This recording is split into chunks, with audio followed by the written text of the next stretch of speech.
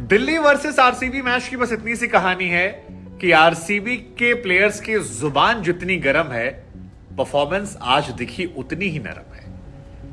मतलब दिल्ली ने एक तरफा धोकर रख दिया, एक तरफा मैच में उन्हें चारों खाने चित कर दिया।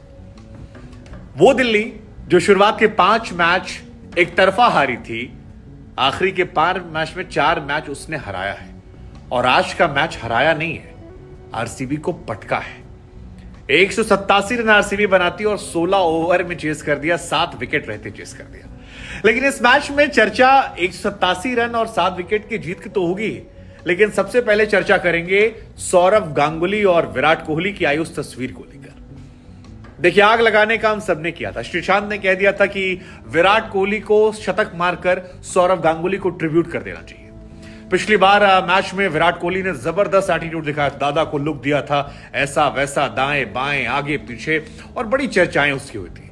उसके बाद गौतम गंभीर वाले कांड में अब तक वो लोग फंसे हैं। लेकिन आज दादा की टीम ने मैच जीता, एक तरफा मैच जीता, और कहते हैं ना कि बड़ा पेड़ झुका हुआ होता है, तो दादा ने बड़प्पन दिखाया। विराट कोहली के सामने आने पर पिछली बार विराट ने हाथ नहीं मिलाया था, लेकिन दादा ने इस बार खुद हाथ बढ़ाया, पीठ पर हाथ थपथपाया, और ऐसा लगा जिससे कहा कि मानो विवाद खत्म करते हैं, गुरु खत्म करते हैं, हमारे ही देश के खिलाड़ी हो तुम, क्या लड़ रहे। मेरा हमेशा मानना है कि दादा किसी दिलदारी पर तो हम जैसे फैंस फिदा रहे हैं। मतलब ये दादा ही तो थे ना जब विराट कोहली हाफ पैंट पहनते होंगे या गंभीर टी शर्ट पहनकर खेल रहे होंगे, तब दादा ने यार शर्ट उतारकर जो इंग्लैंड में किया था वो आज भी लोगों को याद है। भारतीय क्रिकेट में जो टशन आया वो सौरव गांगुली लगाए थे। स्टीवा को इंतजार कराना हो या बाकी खिलाड़ियों को उनकी हैसियत दिखानी हो, या स्टुअर्ट ब्रॉड से कहना हो कि सुनो, तुम नैपी में थे जब, डायपर पहनते तुम जब मैंने क्रिकेट खेलना शुरू किया था। दादा ना क्लास वाले आदमी, और आज वो क्लास दिखाई पड़ी उनकी अंदाज में भी और उनकी टीम की परफॉर्मेंस में भी। जबरदस्त मैच था। हालांकि इस मैच में मोहम्मद सिराज जो हैं वो भी लोगों की नजर में आए। मोहम्मद सिराज ने आज फिलिप सॉल्ट से लड़ाई झगड़ा किया, और फिलिप सॉल्ट ने कुछ वो किया जो युवराज सिंह ने स्टुअर्ट ब्रॉड के साथ किया था जब फ्लिंटॉप ने उनको घुसाया था। आज सॉल्ट ने 87 रन बनाए, और 187 जो 16 ओवर में चेज हो गया है, उसमें एक बहुत बड़ी वजह फिलिप सॉल्ट रहे। मोहम्मद सिराज जो बहुत अच्छे गेंदबाज हैं, ओडीआई में नंबर 2 हैं, कुछ समय पहले नंबर 1 थे, अच्छी गेंदबाजी करते हैं, पावर प्ले में स्टार गेंदबाज रहे हैं। आज उनकी धुनाई हुई है, 2 ओवर में 28 रन दिए, और ये पिटाई जो थी शायद वो सह नहीं पाए। हालांकि आरसीबी के फैंस अभी भी मान रहे हैं कि गलती सॉल्ट की है, लेकिन सॉल्ट की मुस्कुराहट ने सिराज के पूरे एटीट्यूड को लेकर सवाल खड़े कर दिया, और लोगों ने पूछा, भाई विराट का कितना पैसा कटवा मानोगे। अब जब एटीट्यूड की बात चली रही तो आपको एक कहानी और बता दें। नवीनुल हक और गौतम गंभीर आज मैच तो नहीं खेल रहे थे, लेकिन दूर बैठकर मजे ले रहे थे। नवीनुल हक ने आज गौतम गंभीर के साथ एक तस्वीर डाली और कहा कि जैसे तुम चाहते हो लोग तुम्हें ट्रीट करें, वैसे ही लोगों के साथ ट्रीटमेंट करो। मतलब इन शॉर्ट विराट कोहली पर वो तंज कर रहे थे, और एक लंबी चौड़ी तस्वीर में कैप्शन जो था उसमें गौतम गंभीर के सामने गोट बना दिया, ग्रेटेस्ट ऑफ ऑल टाइम। और ये दिलचस्प था क्योंकि इसमें सीधा निशाना जो था वो विराट कोहली पर था। उसके बाद ये यही नहीं थमा, गौतम गंभीर ने देखा समझा जाना, और उसके बाद गंभीर ने भी रिप्लाई किया और लिखा, कभी बदलना मत। फिर इन्होंने भी रिप्लाई किया, और ये तस्वीर जो है ये अपने आप में सोशल मीडिया में लोगों की आंखों में आ गई। क्या सीधे सीधे निशाना जो है वो विराट पर साधा जा रहा था? क्या ये सारी चीजें मैच पर असर डालती है?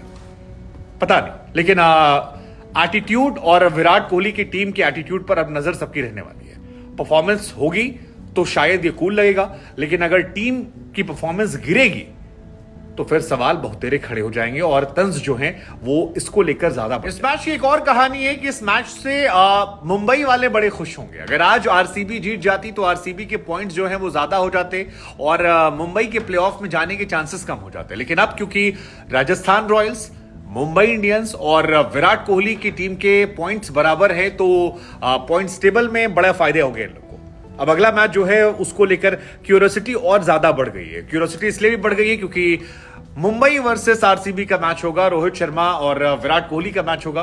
रोहित शर्मा ने आज बड़ी खराब परफॉर्मेंस दी, उनको लेकर क्रिटिसिज्म हमने किया, लेकिन विराट कोहली ने भी आज निराश किया। आप कहेंगे भाई क्यों निराश किया? विराट कोहली ने तो आज 7,000 रन बना दिए, जो आईपीएल के इतिहास में किसी ने नहीं बनाए। विराट कोहली ने तो आज 50वां अर्धशतक मार दिया, जो अपने आप में एक इतिहास है। लेकिन मुझे लगता है कि ये जो 187 का स्कोर था, ये विराट कोहली अगर थोड़ा तेज खेलते तो शायद और ज्यादा हो सकता था। आखिरी के 2 ओवरों में आरसीबी ने केवल 15 रन बनाए और वो एक हार की बड़ी वजह रही। लेकिन इसके साथ ही विराट कोहली का जो स्ट्राइक रेट था वो एक बहुत बड़ा मसला था। और ये वैसा ही है जैसा पाकिस्तान में बाबर आजम को लेकर सवाल खड़ा होता है कि यार आप कई बार अपने व्यक्तिगत रिकॉर्ड के लिए ज्यादा हो जाते हैं। जिस वक्त विकेट गिरा कप्तान का, डुप्लेसी का, वो इसीलिए गिरा क्योंकि तेज खेलना था और उस वक्त विराट 32 बॉल पे 37 रन बनाकर खेले, तो जो बहुत ज्यादा स्लो है। आप देखेंगे वार्नर को, मार्श को, राइली रूसो को या सॉल्ट को, इन्होंने आज एक अलग तरह से गेम को पिक किया। इसीलिए मुझे लगता है कि 46 बॉल पर 55 रन जो विराट कोहली ने बनाए वो 119 के स्ट्राइक रेट से थे और इस मैच में हार की एक बड़ी वजह थी। मतलब ये तो कई वजह थी। आखिरी के ओवरों में दिनेश कार्तिक का ना चलना, लगातार फ्लॉप हो रहे, वो एक बड़ी वजह थी। सिराज का पावर प्ले में ना चलना, वो एक बहुत बड़ी वजह थी। ड्यू फैक्टर्स की वजह से स्पिनर्स उतने ज्यादा कामयाब नहीं हो पाए, वो एक बड़ी वजह थी। आखिरी के 2 ओवरों में केवल 15 रन आए, वो एक बड़ी वजह थी। लेकिन एक बहुत बड़ी वजह विराट कोहली की भी थी और वो इसलिए कह रहा हूं मैं क्योंकि आरसीबी जो है वो अपने टॉप ऑर्डर पर बहुत निर्भर करती है। विराट कोहली यानी के, जी, ग्लेन मैक्सवेल और एफ डुप्लेसी। और के जी जो थे, आज के ने रन बनाए लेकिन 119 के स्ट्राइक रेट से रन बहुत स्लो होते मेरे भाई, ये आपको जिताने के लिए काफी नहीं है। और उसी ओवर में जो विकेट निकाल दिया डुप्लेसी के बाद, दूसरा विकेट मैक्सवेल का पहली बॉल पर, वो एक बहुत बड़ा चेंजिंग फैक्टर रहा क्योंकि विराट स्लो खेलते हैं। इसी वजह से शायद 3 नंबर पर आज बुलाया गया था मैक्सवेल को, क्योंकि डुप्लेसी चाहते थे कि जो स्लो हुआ है वो पेस कवर कर लिया जाए।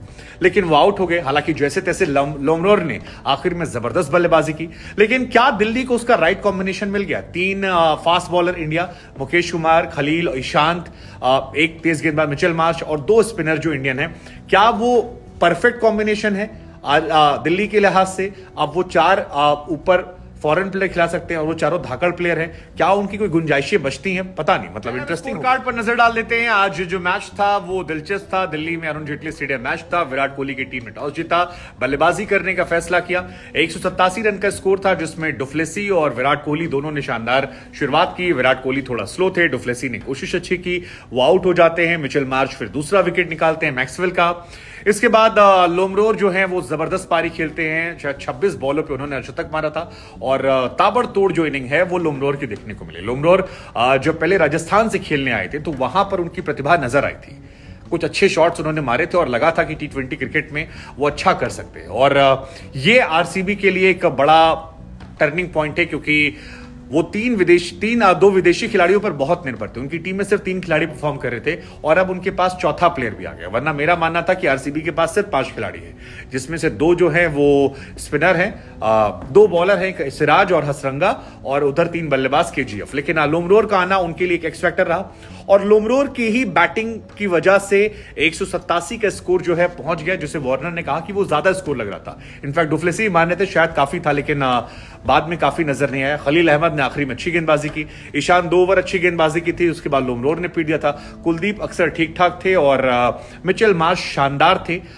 जिस तरह का ऑलराउंड बैलेंस वो इस टीम को देते हैं वो बहुत कमाल का है और इसी वजह से अब दिल्ली बेहतर। लेकिन 187 का स्कोर जो था वो दिल्ली के इंटेंट के सामने कमजोर नजर आया। दिल्ली का इंटेंट जो था वो बहुत जबरदस्त था और उस इंटेंट को ऐसे आप समझिए कि दिल्ली के जितने भी बल्लेबाज आज बल्लेबाजी करने आए सभी का स्ट्राइक रेट 150 के ऊपर जा रहा था और ये अपने आप में बताने के लिए काफी है कि आज किस मानसिकता से उतरे थे। शुरुआत डेविड वार्नर ने की, ताबड़तोड़ चौके छक्के मारे। सिराज को आज स्पेशली इन लोगों ने टारगेट किया क्योंकि पोस्ट मैच भी कहा गया कि सिराज को इसलिए टारगेट किया क्योंकि सिराज विकेट निकालते थे, इसलिए उनको हमने शुरू में पीटा। एक कैच ड्रॉप कर दिया था सॉल्ट का कार्तिक ने। कार्तिक का कंट्रीब्यूशन बहुत खराब हो रहा है, वो बाद में बहुत भारी पड़ गया। उसके बाद मिचेल मार्श आए, उन्होंने भी ताबड़तोड़ बल्लेबाजी की। हर्षल पटेल की एक फुल टॉस पर वो आउट हो गए थे। उसके बाद राइली रूसो कुछ पटांग शॉट खेलते हैं लेकिन बाद में क्या बेहतरीन छक्के चौके राइली रूसो ने मारे। करण शर्मा ने जब तक फिलिप सॉल्ट को आउट किया उसके बाद अक्षर पटेल आए और मैच को एक तरफा खत्म कर दिया। अब 16 ओवर में जब आप मैच खत्म करते हैं तो आप 2 चीजें करते हैं। एक, सामने वाली टीम का मनोबल तोड़ते हैं और अपना मनोबल 7वें आसमान पर पहुंचा देते हैं। दूसरा, सामने वाली टीम का नेट रन रेट में जबरदस्त नुकसान होता है और आरसीबी, मुंबई और राजस्थान के लिए नेट रन रेट जो है, और लखनऊ भी इनफैक्ट, इन 4 टीमों के लिए नेट रन रेट बहुत मैटर करेगा। इन 4 में से कौन सी 2 टीम आगे जाएंगी वो नेट रन रेट पर निर्भर करेगा। तो ऐसे में ये जो है ये इंटरेस्टिंग है। लेकिन क्या दिल्ली यहां से कुछ बेहतर कमाल कर सकती है, मैजिक कर सकती है, जैसा एक जमाने मुंबई करती थी? इस पर मेरी नजर है।